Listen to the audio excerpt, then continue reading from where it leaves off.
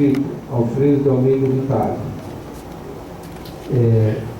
Exclusão da diretriz viária sobre o antigo ramal férreo paralelo à rua Egberto Ferreira de Arruda Camargo. Justificativa: a diretriz irá atender aos usuários de escola que não são moradores do bairro. O senhor quer se manifestar?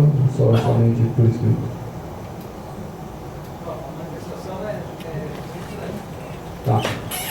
Na verdade, a diretriz foi incluída exatamente por todas as reclamações que existem naquela região e pela necessidade de circulação na área. Em todo caso, isso vai ser encaminhado à equipe que desenvolve o projeto viário para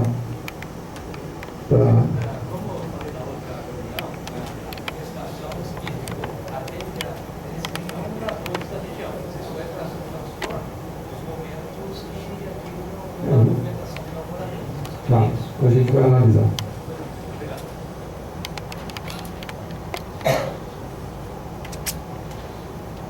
Rogério Servoni. Gostaria de saber a possibilidade de alvará para pequenos espaços comerciais na região do Parque das Palmeiras. O Ernesto Zigliatti.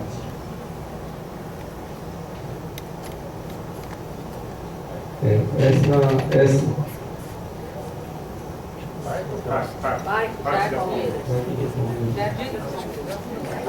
Bairro da Palmeiras. Esse é uma coisa na 4. Não é objeto dessa audiência. Bem próximo, né? Mas não é objeto dessa audiência. Tá. Hoje é um bairro protegido, precisaria ser uma mudança da lei de uso do solo ou aguardar o plano da macrozona 4. É uma informação que eu posso passar. Quando vai ser da macrozona 4? Qual a data? Está sendo finalizada a análise da fase de leitura para depois a gente estar fazendo as diretrizes e propostas. Tá?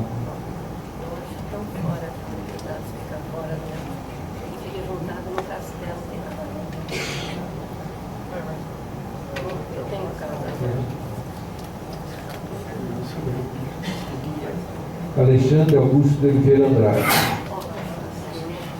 Residencial São Rafael.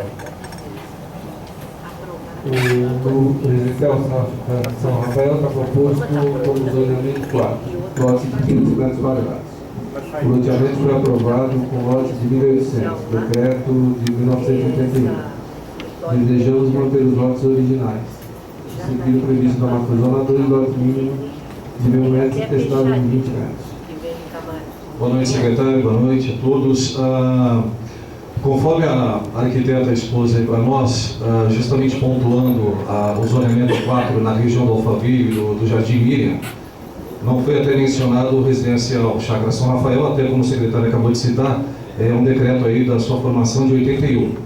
Então, seguindo essa proposta do baixo adensamento, nós já protocolamos e queríamos saber da parte, evidentemente, de vocês, dessa proposta nossa, de manter essas características, esse DNA original do Chácara São Rafael de lotes mínimos de 1.800, ou seguir até, dentro do que nós protocolamos, de uma execução, na verdade, que foi feita também no zoneamento 4 da referida da macrozona 2, em que foi permitido a fração mínima de lotes de 1.000 metros quadrados.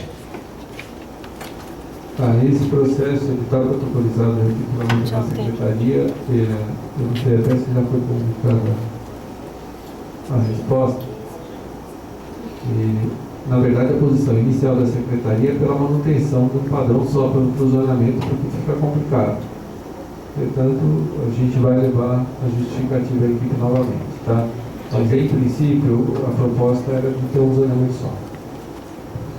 Inclusive, em algumas reuniões com a comunidade, isso foi colocado e o caso foi trazido por um protocolado para nós.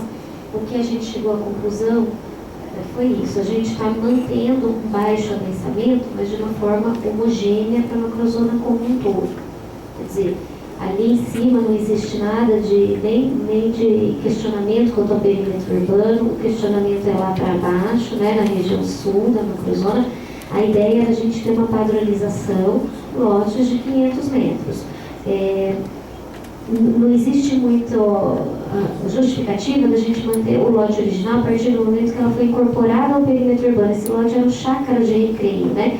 E o comportamento do loteamento se alterou. sabemos, inclusive, tem áreas lá dentro que já tiveram subdivisões. Isso. Né? Bastante lotes lá dentro, Hoje são 95 lotes, lá nós temos 47 residências domiciliadas, e dessas 47 eu diria que pelo menos uns 10 lotes foram fracionados, são lotes de 30 por 60, então eles ficaram com 15 por 60, uma linguiça, né? Não, é uma linguicinha mesmo, mas a gente tem essa questão da legislação, a gente conseguir enquadrar em um tipo de ocupação. Podemos estudar, vamos estudar com certeza, mas é só para o senhor entender, nós temos os tipos de ocupação da lei de uso e ocupação do solo. Então, na zona 3 é permitido o H3. O que é o H3? Ele tem que ter 10 por 25 no mínimo. Aí, zona 4, que é o que a gente propôs, o que ele tem que ter? 20 por... Esqueci agora a medida lá. Então, ele tem uma medida. A hora que chega na Secretaria de Urbanismo, eles seguem os tipos de ocupação daquele zoneamento.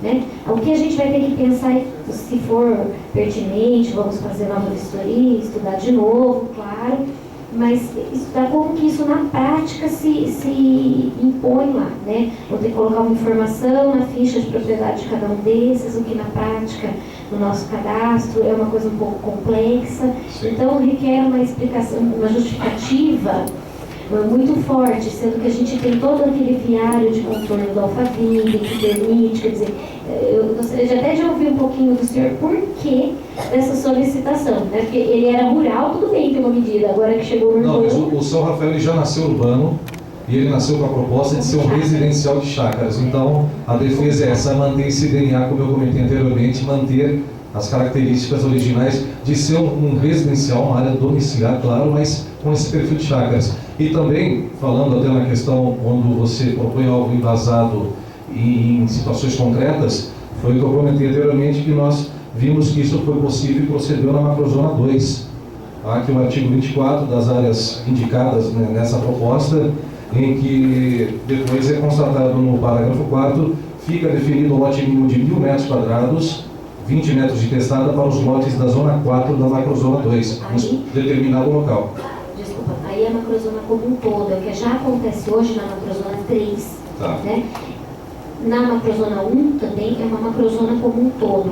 Então, quando chega uma ficha de informação, que é um documento que a Secretaria de Urbanismo precisa para uma aprovação, zona 4, macrozona tal, eles já sabem, é uma coisa que, vamos dizer, no expediente, no dia a dia da Prefeitura, é uma coisa corriqueira. Quando a gente começa a fazer uma exceção dentro de uma macrozona, começa a ser uma coisa de fácil possibilidade de erro, é o que a gente tenta evitar, que na prática...